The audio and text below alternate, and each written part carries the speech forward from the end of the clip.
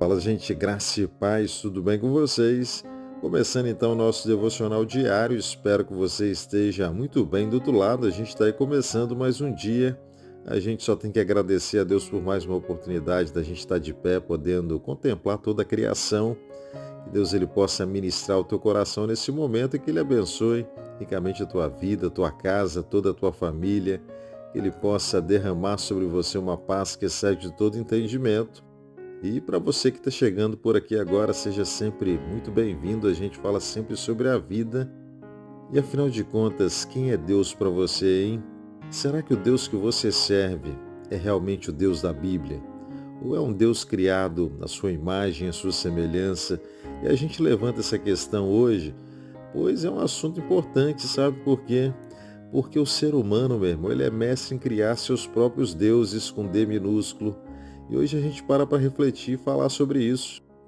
Muitos de nós caímos na armadilha de enxergar Deus como aquele sempre pronto para poder atender todos os nossos desejos. Nós queremos um Deus que nos sirva, que elimine todos os nossos problemas, que nos dê uma vida sem dor, sem sofrimento, não é isso? Mas será que esse é o Deus verdadeiro, o Deus da Bíblia? Se a gente parar e pensar um pouco, quantas vezes a gente se pegou aí dizendo Deus é bom, mas apenas quando as coisas estavam bem? Quantas vezes você questionou a bondade de Deus quando a dor bateu aí na tua porta, ou na porta de alguém que você ama? Estatísticas mostram, meu irmão, que as pessoas tendem a orar mais em momentos de crise.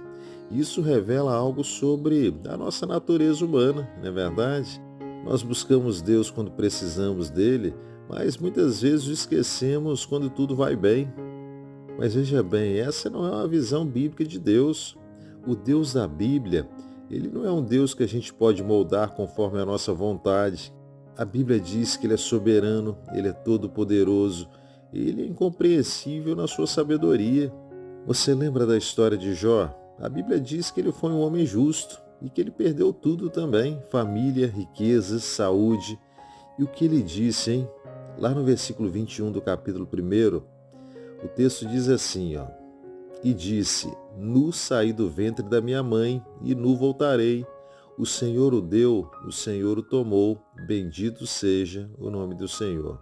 A Bíblia nos ensina, meu irmão, que Deus ele não nos deve nada, nem mesmo uma explicação.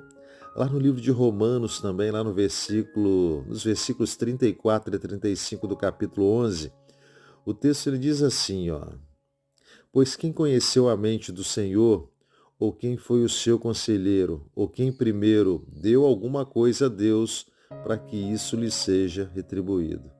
Deus ele não está em dívida com a gente, pelo contrário, nós que devemos tudo a Ele. Então como é que a gente pode encarar as dificuldades da vida, hein? O apóstolo Paulo ele nos dá a resposta sobre isso. Lá no livro de Romanos, o versículo 28 do capítulo 8, o texto diz assim: Sabemos que todas as coisas cooperam para o bem daqueles que amam a Deus, daqueles que são chamados segundo o seu propósito.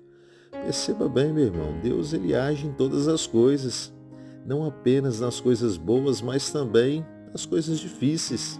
Ele usa até mesmo as nossas tribulações para nos moldar, para nos fazer crescer, nos tornar gente melhores do que a gente foi ontem.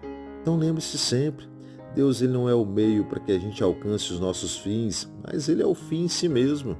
O nosso propósito não é ter uma vida fácil, mas glorificar a Deus em todas as circunstâncias da nossa vida. Então o que fazer? Como mudar a nossa perspectiva sobre Deus? Em primeiro lugar, reconheça que Deus ele é soberano, ele está no controle, bem no controle de todas as coisas, mesmo aquelas que a gente não consegue entender, que a gente não tem todas as respostas. Em segundo lugar, agradeça a Deus em todas as circunstâncias, inclusive nas dificuldades.